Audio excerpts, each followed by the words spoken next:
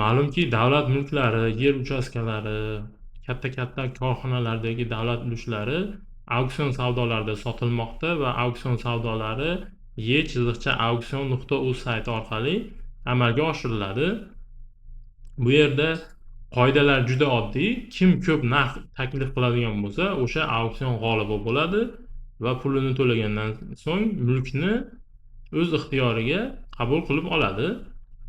Lekin ba'zigi auksion natijalari sudlarda yillab ko'riladi va taraflar, sobiq egasi, auksionning yangi g'olibi va boshqa taraflarning huquq va manfaatlariga katta ta'sir qiladi.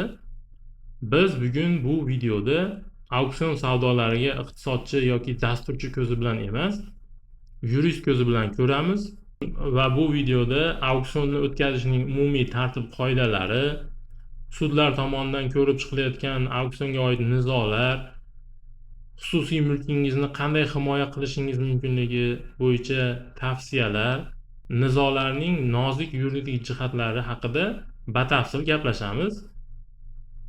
Ekrandan uzoqlashmang. Bu video albatta sizga foydali bo'ladi. Dastlab auksion tartibi haqida qisqacha gaplashib o'tamiz. Auksion savdolari elektron bo'ladi va bu e-auksion.uz sayti orqali amalga oshiriladi. Shu joyda e'tibor berish kerakki, onlayn elektron auksionlarni tashkil etish aksiyadorlik jamiyati bu alohida yuridik shaxs hisoblanadi va bu savdolarni shunchaki tashkil qiladi. O'rtada dallol vazifasini bajaradi. Aslida mulk egasi buyurtmachiniki bo'ladi va auksion g'olibi ishtirokchi bo'ladi. Bu yerda buyurtmachi ham, ishtirokchi ham savdoga kirishdan oldin elektron raqamli imzo orqali savdo shartlari, ya'ni ommaviy ofertani imzolagan holda bevosita savdolarda qatnashadi. Bitta mulkni auksionga chiqarilishidan to sotilgungacha bo'lgan jarayonni batafsil to'xtalamiz. Masalan, Majburiy ijro byurosi qaysidir sud qaroriga asosan garovga qaratilgan mulkni savdoga chiqardi. Savdoga chiqarilgandan so'ng bu savdo haqidagi xabarnoma e-auksion saytida 30 kun turadi. Ya'ni 30 kun davomida barcha sotib olmoqchi bo'lgan odamlarga imkon beriladi. 30 kun davomida potensial xaridorlarni kutiladi. Agar siz auksion ishtirokchi bo'lib, auksion savdolarida qatnashmoqchi bo'lsangiz, o'sha lotga kirasiz, qatnashish bo'yicha ariza topshirasiz va ariza topshirilayotgan paytda zakat pulini to'lashingiz kerak bo'ladi. O'sha zakat pulini to'lagan holda auksionga ishtirok etish huquqini qo'lga kiritasiz. 30 kun vaqt o'tdi. Auksion savdolari o'tkaziladigan belgilangan kun bor. O'sha kun kelganda soat 10:00 da auksion savdolari boshlanadi. Auksion savdolarining boshlang'ich narxi bo'yicha hammada imkon bo'ladi bir qadam auksionni qimmatlashtirish, ya'ni qanchadir foizga ustiga pul qo'shib sotib olaman degan fikrni bildirish. Bular hammasi tizim orqali elektron bo'ladi. Auksion bo'yicha bosadi. Masalan, kimdir 100 millionlik narsani 105 millionga sotib olaman deb auksionda o'zini taklifini bildirdi. Shunda hamma ishtirokchilar uchun 10 daqiqa vaqt beriladi. 10 daqiqa vaqt ichida kimdir 105 million emas, 110 million narx beradigan bo'lsa, o'sha berilgan 10 daqiqa yana 0 dan boshlanadi. Yana hammada 10 daqiqa vaqt paydo bo'ladi. Shu tariqa auksionlarda kim ko'p narx berishiga qarab 10 daqiqalik vaqt beriladi. Agar savdo oxirida sizdan boshqa hech kim boshqa taklif bermagan bo'lsa, unda siz auksion g'olibi deb topilasiz va sizdan bitta oldingi kamroq narx bergan odam auksionni zaxira g'olibi deb topiladi.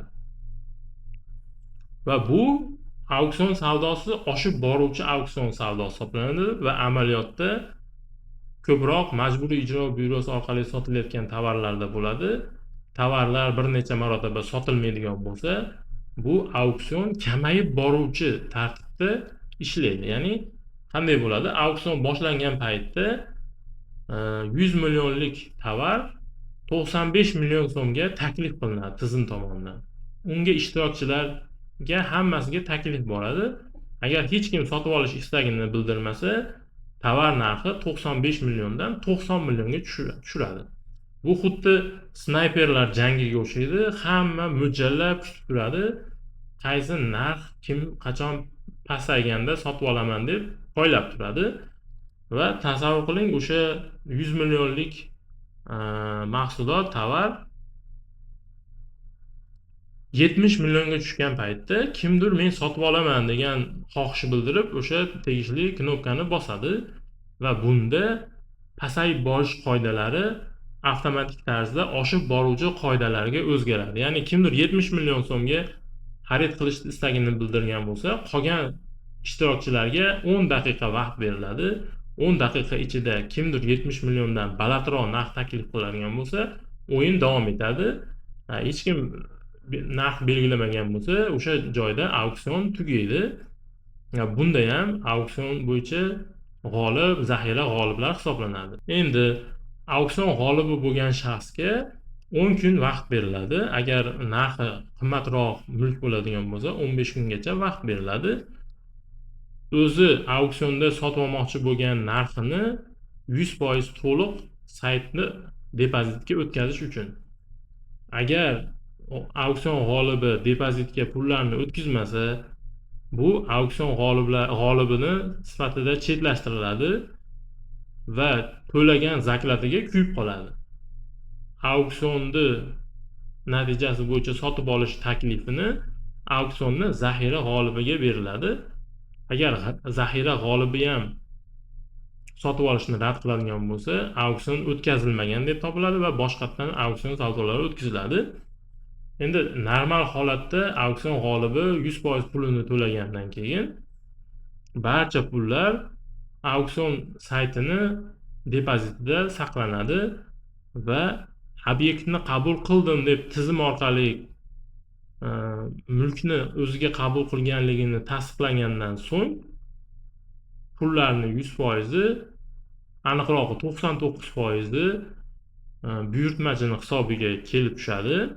1% esa auksion o'tkazish saytini xizmat haqi sifatida o'zida ushlab qolinadi. Agar zaklad kuyadigan bo'lsa, zakladlarni 100% sayt ixtiyorida qoladi. Ko'pchilik o'ylashi mumkin, bu yerda auksion savdolari oddiy ekan-ku, bu yerda nizo bo'lmasa kerak deb. Lekin sudlar tomonidan auksion natijalarini haqiqiy emas deb topish bo'yicha sudlar tomonidan nizolar ko'rib chiqiladi amaliyotda va bu kimningdir millionlab xarajatga tushishiga, kimningdir mulkidan mahrum bo'lishiga sabab bo'ladigan sud nizosi bo'ladi. Biz oxirgi 2 yil ichida auksion savdolari bilan bog'liq barcha nizolarni tahlil qilib chiqdik va tahlil natijasini ushbu videoda batafsil aytib o'taman. Dastlab umumiy nizo turlari, ya'ni sudlar o'zi qanaqa nizolar ko'ryapti degan savolga javob berib o'tamiz. Asosiy holatda 5 xil nizolarni sudlar tomonidan ko'rilyapti. Ya'ni birinchisi qaysi nizolar? Birinchisi auksionda sotilib ketgan mulkni sobiq egasi e'tiroz bildiradi. Uni ham o'zini haqiqati bor, o'zining huquqlari bor. Qaysidir qonun normasi buzildi, qaysidir tartib buzildi, meni mulkim auksionga sotilishi mumkin emas edi. Noto'g'ri bo'ldi, auksionda sotilgan mulkimni o'zimga qaytarib beringlar degan ma'noda sudlarga da'vo ariza kiritiladi va o'sha kiritilgan nizolarni bitta turkum sifatida ko'radigan bo'lsak, bu nizolarni bir turi hisoblanadi. Ikkinchi turdagi nizolar bevosita auksion g'oliblari tomonidan sudlarga kiritiladi. Ya'ni qanaqa? Siz masalan milliardlab pulga mahsulot sotib oldingiz auksion savdolarida, lekin auksion savdolarida ko'rsatilgan parametrlarga haqiqatda javob bermaydi u mahsulot. Yoki bo'lmasam mehmonxona qurish uchun yer sotib oldingiz auksionda.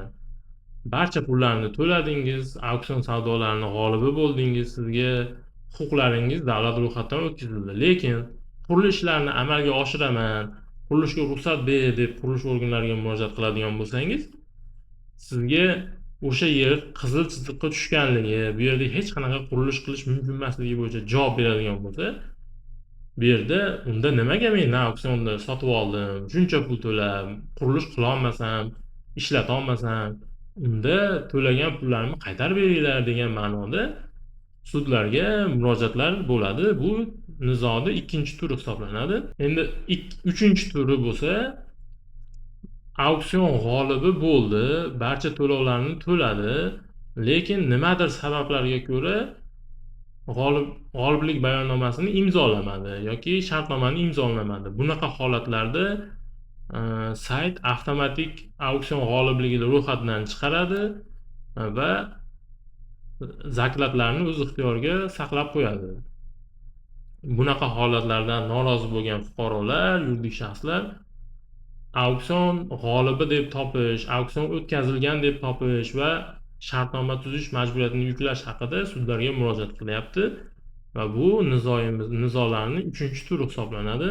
Nizolarni 4-turi bu yerda auksion g'olibi auksion shartlarini yutib bo'lgandan keyin o'zgartirish bo'yicha sudlarga murojaatlar qilgan. Masalan, qaysidir normativ huquqiy hujjatda unga imtiyozlar berilgan. Mulkda 35% to'lasa 5 yilgacha foizlar bilan bo'lib to'lash imkoniyati yoki qaysidir kategoriyaga tushadigan odamlar auksionda yutib oladigan bo'lsa, foizsiz bo'lib to'lash imkoniyatlari bo'ladi va ushbu imkoniyatlarni qo'llash, imtiyozlarni qo'llash haqida saytga murojaat qilganda, ular rad javobini bergandan so'ng sudlarga murojaat qiladi, ya'ni g'oliblik bayonnomasining shartlarini o'zgartirish haqida. Va bu nizolarning 4-turi hisoblanadi. Va 5-chi kam uchraydigan, lekin amaliyotda bo'lgan nizolar, bular nohalol ishtirokchilar ro'yxatidan chiqarish bo'yicha nizolar. Bu yerda g'olib agar pullarni vaqtida to'lamasa, shartnoma imzolashdan rad qiladigan bo'lsa, sayt avtomatik ushbu ishtirokchilarni 12 oy muddatga auksion savdolaridan chetlashtiradi. Agar bu ikkinchi marta takrorlansa, umrbod chetlaydi va ushbu harakatlardan norozi bo'lib sudlarga murojaat qilinmoqda va bu murojaatlar umumiy xulosamizdan kelib chiqqan nizolarning 5-turi hisoblanadi. Endi bu turdagi nizolar qaysi sudlar tomonidan ko'rilmoqda? Barchamizga ma'lum, 3 xil sud bor. Shunaqa nizolarni ko'rish mumkin bo'lgan: ma'muriy sud, fuqarolik sudi va iqtisodiy sud. Ko'pchilikning xayoliga birinchi ma'muriy sud keladi, chunki bu davlat tashkiloti o'tkazgan auksion, buyurtmachi ham davlat, ko'p holatlarda yo majburiy ijro byurosi, yo hokimiyat yoki davlat tashkiloti buyurtma beradi. Bu nizolar ma'muriy sudlarda ko'rilsa kerak degan fikr bo'ladi va bu fikr albatta noto'g'ri. Chunki auksionning mohiyati oldi sotdi, ya'ni kimnidir mulkini qimmatroqqa sotib beradi va bu fuqarolik huquqiy munosabatlar. Shu sababli bu nizolar ma'muriy sudlarga taalluqli emas. Agar bunaqa nizo bo'ladigan bo'lsa, aslo ma'muriy sudga murojaat qilib o'tirmang. Lekin amaliyotda ikki xil turdagi nizolarni ma'muriy sudlar ko'rib chiqib, qanoatlantirib bergan holatlar bor. Ya'ni yuqorida aytganimdek nohalol ishtirokchilar ro'yxatidan chiqarish bo'yicha va qandaydir sabablar tufayli auksion savdolarini sayt tomonidan to'xtatib qo'yilgan bo'lsa, o'sha savdolarni tiklash majburiyatini yuklash haqida sudlarga, ma'muriy sudlarga murojaatlar kelib tushgan va sudlar bu nizolarni ko'rib chiqqan.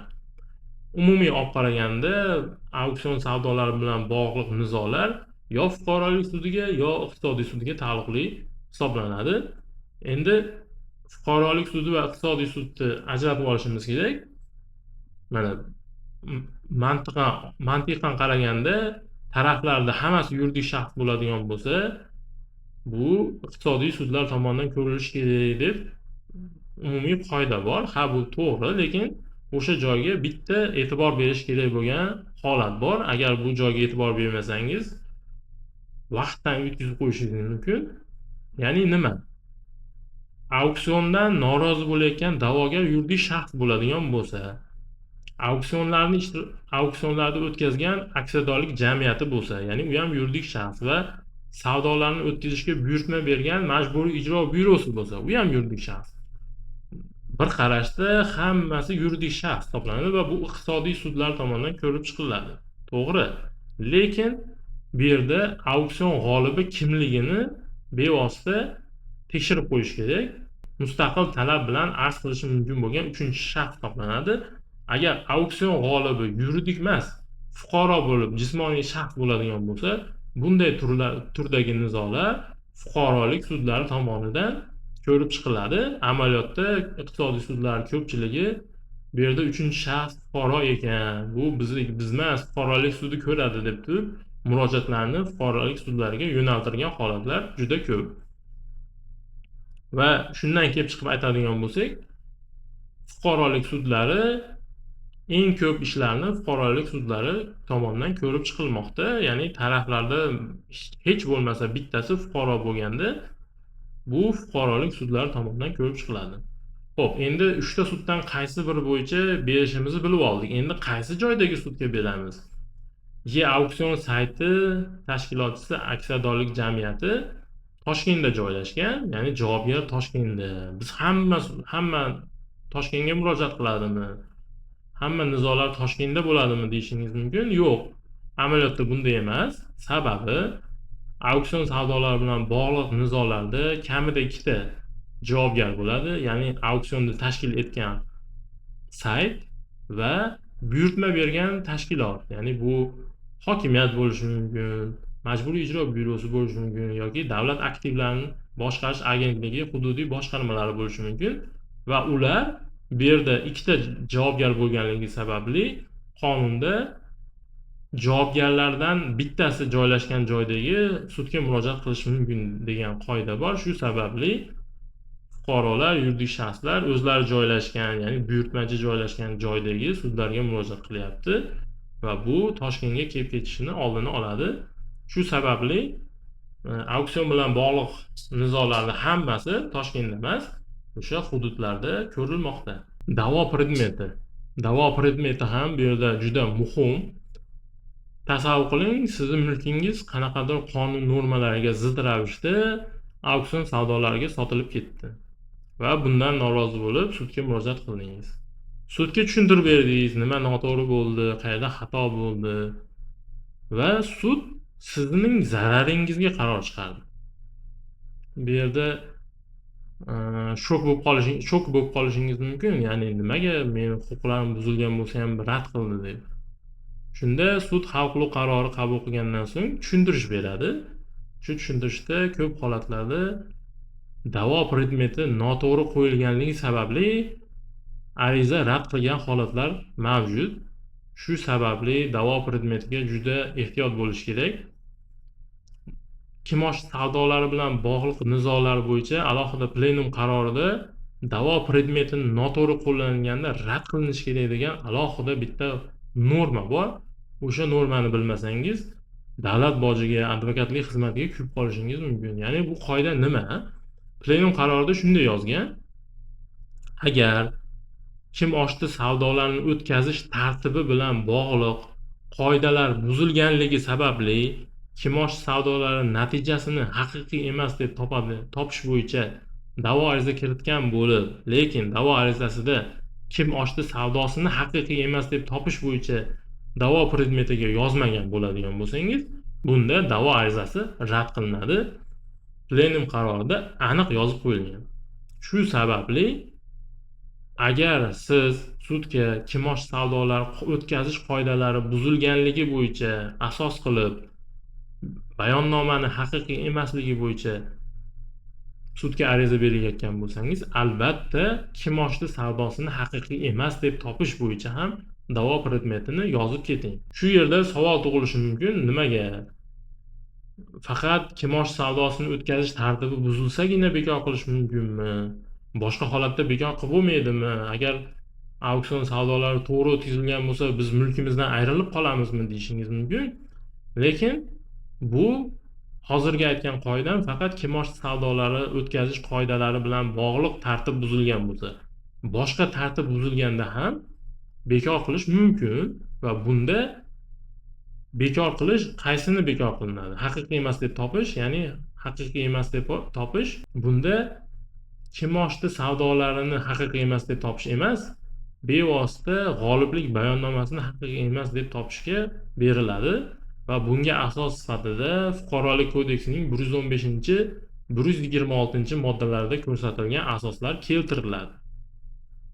Bu asoslar bilan bekor qilmoqchi bo'lsangiz, kimoshdi savdosi natijasini haqiqiy emas deb topish va haqiqiy emaslik oqibatlarini qo'llash bo'yicha sudga da'vo ariza kiritish kerak bo'ladi. Soddaroq qilib bitta real misol bilan keltiraman.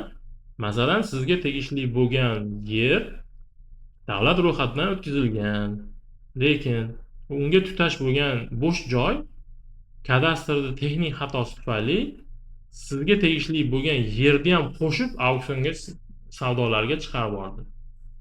Auksion savdolari qonun bo'yicha to'g'ri belgilangan nizom talablari asosida o'tkazildi.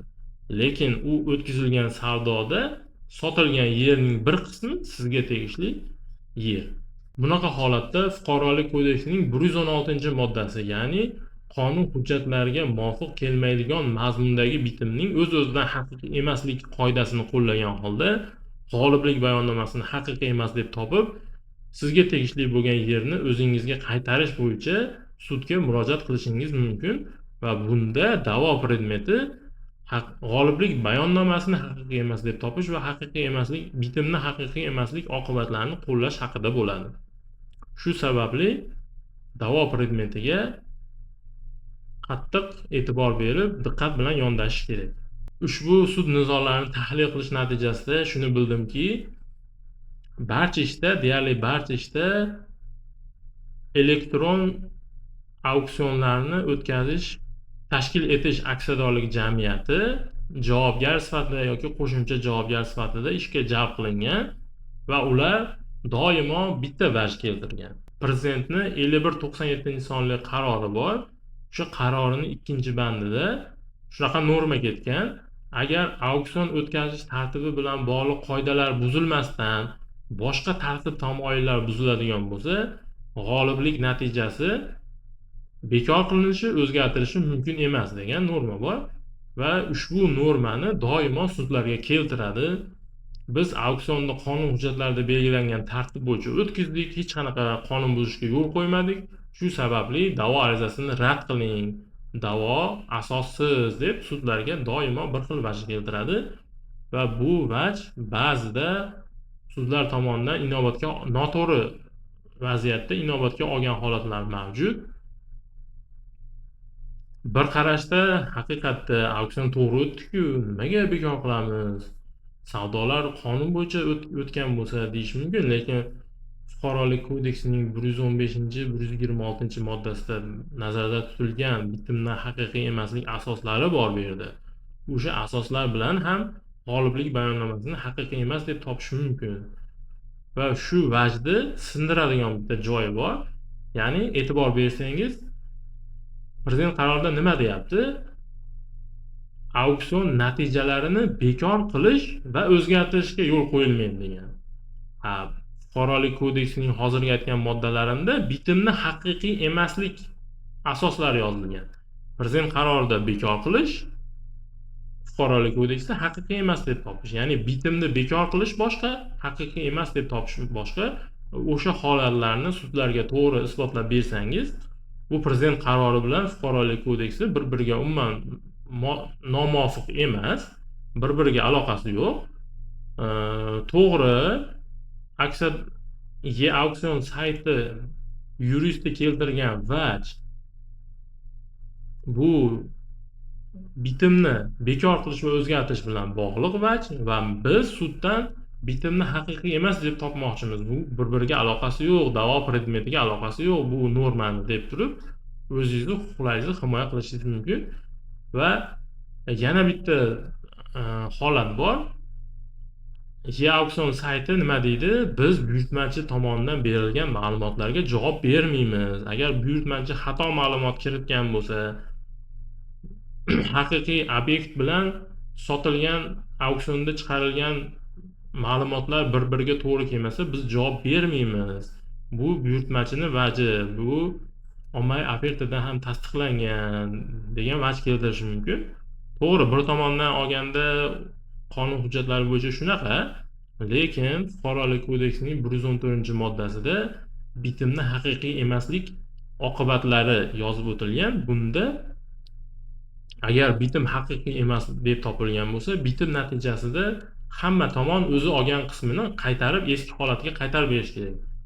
Ya'ni auksion savdolarni o'tkazish markazi zakat pulini o'zida ushlab qolgan bo'lsa yoki xizmat haqqi uchun 1% ushlab qolgan bo'lsa, bitimni haqiqiy emas deb topilgan natijasida o'zida qolgan pul mablag'larini hammasini eski egasiga qaytarib berish kerak bo'ladi va ushbu qonun normasini qo'llagan holda ularni vajlarini bekor qilib suddan shularni so'rashingiz mumkin bo'ladi. Auksion natijalari bo'yicha g'oliblarni huquqini himoya qiladigan sudlardan ko'p ishlatilgan modda haqida gaplashamiz, ya'ni insofli egallovchi. Fuqarolik kodeksining 229-moddasida insofli egallovchiga ta'rif berilgan. Ya'ni u mahsulotni, obyektni halol sotib olgan bo'lsa, pulini berib sotib olgan bo'lsa va uni sotgan odamni sotish huquqi mavjud emasligini bilmagan va bilishi ham mumkin bo'lmagan holatda sotib olgan bo'lsa, insofli egallovchi hisoblanadi va bu yerda qonun bilan uni huquqlari ham himoya qilinadi. Faqat bitta joyda 229-moddaning 1-qismida mulkni haqiqiy egasiga o'ziga bog'liq bo'lmagan holatlar tufayli mulki begonalashib ketgan bo'lsa, sotilib ketadigan bo'lsa, mulkini aslicha qaytarib olish huquqi bor. Bu tovar o'g'irlangan bo'lsa ham, yo'qolib qolgan yoki boshqa asoslarga ko'ra o'zini tasarrufidan chiqib ketgan holatlarda, ya'ni qaysidir texnik xatolik yoki majburiy ijro byurosi xodimining noqonuniy harakati tufayli o'ziga tegishli bo'lgan mulk sotilib ketadigan bo'lsa, Fuqarolik kodeksining 229-moddasiga asosan mulkni aslicha qaytarib olishni talab qilishi mumkin. Va bu yerda bitta istisno bor. O'sha istisno qaysiki, agar sud qarorini ijro etish bilan bog'liq holda u sotilgan bo'lsa, insofli egallovchining huquqi himoya qilinadi. Ya'ni mulkni qaytarib ola olmaydi insofli egallovchidan. Masalan, qaysidir mol-mulk sudning qarori bilan garov mulkiga qaratildi va u sud qarori bilan auksion savdolarida sotildi. Bunday holatlarda sud qarori asosida sotilganligi uchun uni sotib olgan odam insofli egallovchi bo'ladi va mulkni aslicha qaytarib bermaslik huquqi bor. Bu Fuqarolik kodeksining 229-moddasi 2-qismida belgilab qo'yilgan. Agar siz insofli egallovchi bo'lsangiz, ushbu normadan foydalanib o'z huquqingizni himoya qilishingiz mumkin. Kimdir g'oliblik bayonnomasini haqiqiy emas deb topish bo'yicha sudlarga da'vo ariza kiritgan bo'lsa, siz albatta qarshi da'vo ariza kiriting va insofli egallovchi deb topish bo'yicha qarshi da'vo ariza kiritishingiz kerak bo'ladi. Endi auksion savdolarida ko'p uchraydigan firibgarlikning bir turi haqida gaplashamiz. Ya'ni buni karusel usuli deydi. Bu yerda qanday? Masalan, shaharning o'rtasida juda zo'r narxda, juda zo'r joy taklif qilinmoqda, auksion savdolarga qo'yilgan. Aniq bilasiz, bu yer juda qimmatga sotiladi. Chunki talab katta, qimmat to'lashga tayyor bo'lgan xaridorlar bor. Bu yerda arzonroqqa olishni karusel usulidan foydalanib, ba'zida auksionda shunaqa o'yinlar bo'ladi. Ya'ni u qanaqa bo'ladi? Masalan, men o'sha yerda arzonga olmoqchi bo'lgan odamman.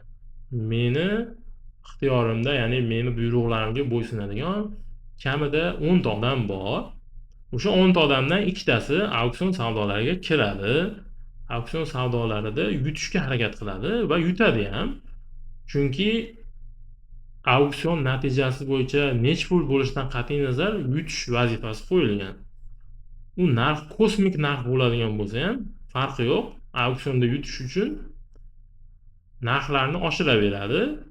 Birinchi ishtirokchimi, birinchi odamim auksion g'olibi, ikkinchi odamim auksion zaxira g'olibi bo'ladi va shu tufayli narx o'ta osmonga chiqib ketganligi uchun qolgan real ishtirokchilar o'zi anaqasini to'xtatadi va o'sha narxda mayli olsin, buncha pulim yo'q deb turib auksiondan chiqib ketadi.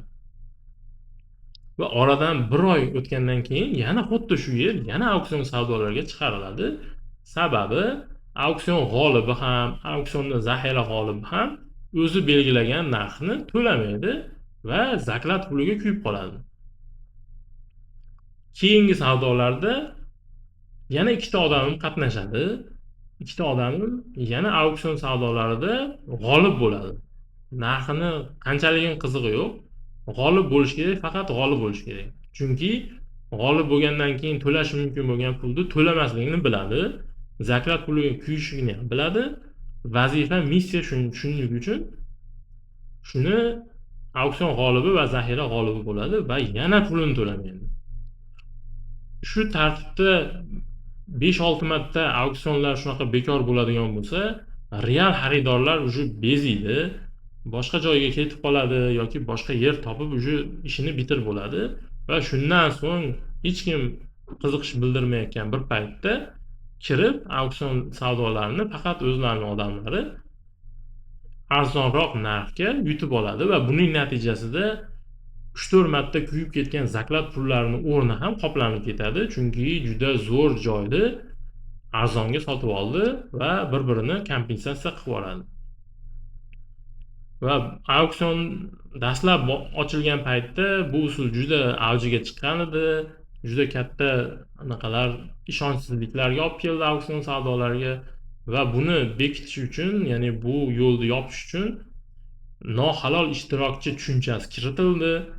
Agar auksion g'olibi bo'lib uni bekor qiladigan bo'lsa, ya'ni pullarni to'lamaydigan bo'lsa, nohalol ishtirokchi sifatida reyestrga kiritiladi va 12 oy davomida auksionda ishtirok etish huquqi cheklanadi. Bundan tashqari, agar ikkinchi marta bu holatga yo'l qo'yadigan bo'lsa, umrbod savdolardan chetlashtiriladi.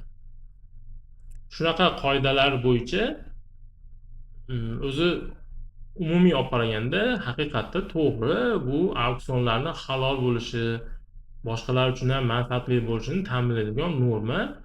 Lekin amaliyotda bitta huquqiy bo'shliq bor.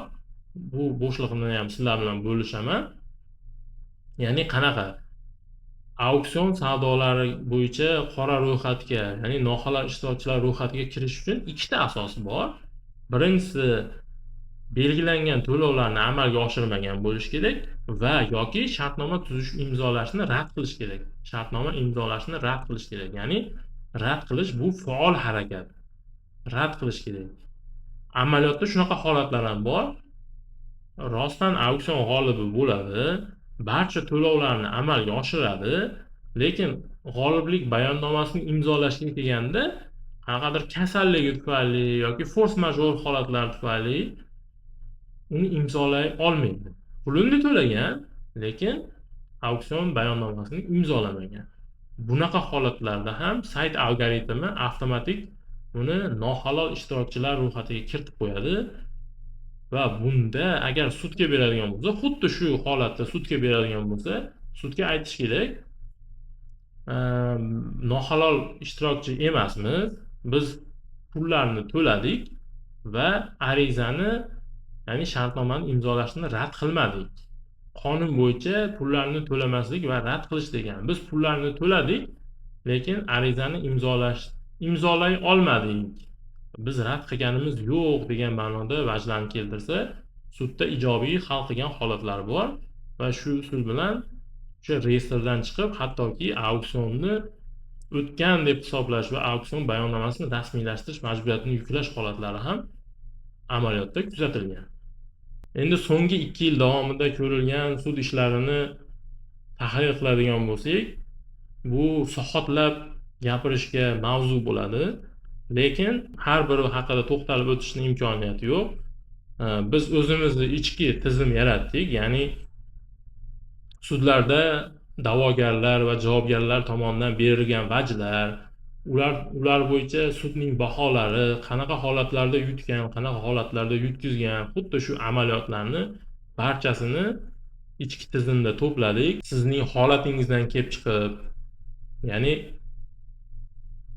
sizda qanaqa dalillar bor, qanaqa vajlar bor, o'shalarni eshitgan holatda biz o'sha ichki tizim orqali yutish yoki yutmaslik haqida sud ishlarini topib, real keyslarga asoslanib xulosalar bera olamiz Agar sizda qanaqadir auksion savdolari bilan bog'liq nizolar bo'ladigan bo'lsa, bizga murojaat qiling va qisqa vaqt ichida sizga maslahatlar beramiz. Huquqingizni sudlarda himoya qila olamiz. Bu tahlillar natijasi bo'yicha kelgan eng sara xulosalarimni hozir videoni oxirida sizlar bilan bo'lishaman. Ya'ni birinchi xulosa, qog'oz gapiradi degan gap bor. Bu e-auksion nizolarida server gapiradi deb talqin qilsak bo'ladi. Chunki sizning har bir harakatingiz, nima knopka bosgansiz, nima harakat qilgansiz, hammasi loglarda, serverning xotirasida saqlanib qoladi, barcha harakatlaringiz. Shu sababli sudlarga xato bosilib ketdi, uni bosmagandim, unaqa qilmagandim degan asossiz vajlaringiz o'tmaydi. Chunki auksion o'tkazish markazi serverdagi tarixini chiqarib, o'sha vajlaringizni sindirib qo'yishi mumkin. Shu sababli bunaqa vajlar bilan sudga kirishmang. Ikkinchisi, agar siz auksion savdolarida yutib olgan mahsulotingiz auksionda keltirilgan obyektlar parametrlarga to'g'ri kelmasa, uni foydalanish soz deb ko'rsatilgan mashina nosoz bo'lsa yoki boshqa holatlar bo'yicha mahsulot e'londaqadagidaqa to'g'ri bo'lmasa, jim qarab turmang. Tizim orqali albatta mahsulotni olishni rad qilish bo'yicha harakatni amalga oshiring. Bundan tashqari, yozma xatlar bilan buyurtmachiga ham, auksion o'tkazish markaziga ham xatlarni berib qo'ying. Chunki ertaga sudlashganda bu holatlar albatta sizning foydangizga xizmat qiladi. Keyingi xulosa, agar yer uchastkangiz auksionda sotilib ketilgandan norozi bo'lsangiz, albatta ushbu yer uchastkasi sizning nomingizga davlat ro'yxatidan o'tkazilganligini tekshiring. Chunki yer kodeksi bo'yicha yerga bo'lgan huquq u davlat ro'yxatida o'tkazilgandan keyin vujudga keladi. Agar siz u yerda yillar davomida foydalanib kelayotgan bo'lsangiz yoki ijara shartnomasi bilan foydalanib kelgan bo'lsangiz, u kadastrdan u ijara shartnomasini ro'yxatdan o'tkazmagan bo'lsangiz, sizda u yer uchastkasiga bo'lgan huquq mavjud emas va sudlarga murojaat qiladigan bo'lsangiz aniq yutqizasiz. Va keyingi xulosa, sudlarda to'g'ri strategiya qo'llang. Ya'ni auksion savdolarigacha bo'lgan hujjat, Majburiy ijro byurosining qarori, hokimni zaxiraga olish to'g'risidagi qarori yoki shunga oid hujjatlar noto'g'riligi sababli auksion savdolari o'tkazilgandan norozi bo'ladigan bo'lsangiz, birinchi navbatda o'sha auksionga chiqishiga asos bo'lgan hujjatni ma'muriy sud orqali haqiqiy emas deb toptiring va undan so'ng fuqarolik yoki iqtisodiy sudga bayonnomani haqiqiy emas deb topishga murojaat qilsangiz, sizning yutish imkoniyatingiz oshadi. Sababi sudlar boshqa sud tomonidan ko'rib chiqilgan masalalarni ikkinchi marta isbotlash shart emas va ular noqonuniyligini isbotlagandan so'ng o'sha noqonuniy qaror asosida o'tkazilgan auksionni ham haqiqiy emas deb topishi ehtimoli juda yuqori bo'ladi.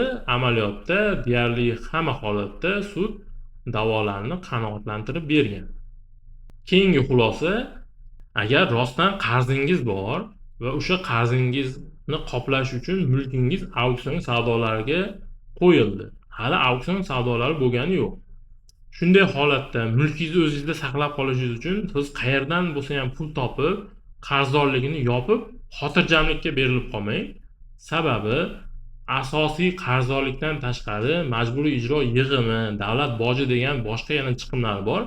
Agar bularni to'lamasangiz, sizni qarzdorligingiz hali ham saqlanib qolgan bo'ladi. Ertaga majburiy ijro byurosi mulkingizni auksion savdolariga sotib olganda, u haq bo'lib qoladi. Sudga nizolashib, men hamma qarzimni to'lagandim, mulkimni noto'g'ri sotib oldi degan bo'lsangiz, majburiy ijro byurosi aytadiki, to'g'ri, asosiy qarzni qoplagan, lekin ijro yig'imi bor, davlat boji bor. Bu narsalarni qoplamaganligi uchun men auksionda sotdim desa, u haq bo'lib qoladi. Shu sababli bunaqa holatda asosiy qarzdan tashqari yana davlat boji va ijro yig'imlarini ham to'liq to'lab qo'ying. Shundagina auksionda mulkingiz sotilib kelishini oldini olgan bo'lasiz. Yana bir ko'p uchraydigan holat garov mulklar bilan bog'liq. Ya'ni bankdan kredit oldingiz va garovga mol mulkingiz qo'ydingiz. Sud qaroriga asosan, majburiy ijro byurosiga qaroriga asosan undiruv o'sha mulkka qaratib auksion savdolarga qo'yildi. Qoida bo'yicha auksion savdolarida sotilmagan bo'lsa, arzonroq narxda bankni o'ziga taklif qilinadi mulkni natura shaklida qabul qilish bo'yicha. Bunaqa holatda bank mulkni o'ziga oladigan bo'lsa, mulk egasi bankka aylanadi va u keyinchalik o'sha mulkni auksion savdolari orqali sotadigan bo'lsa, siz u mulkka hech qanaqachasiga e'tiroz bildira olmaysiz, chunki bu mulk egasi emassiz. Auksion savdolari bo'yicha sudga murojaat qiladigan bo'lsangiz ham taraf emasligingiz sababli da'vo arizangiz rad qilinadi. Xulosa qilib aytganda, auksion bilan bog'liq nizolar juda katta pul mablag'lari bilan bog'liq, katta davlat bojlari bilan bog'liq nizolar hisoblanadi. Shu sababli sudga murojaat qilishdan oldin albatta professional advokat, yuristlar bilan maslahatlashing. Bizda bu sohada juda katta tajribaga egamiz. Murojaat qiling, maslahatlashamiz, sizni manfaatingizni qonun doirasida himoya qilamiz. Siz bilan Asilbek Qosimov bo'ldi. Video foydali bo'ladigan bo'lsa, like tugmasini bosing, sahifamga obuna bo'ling.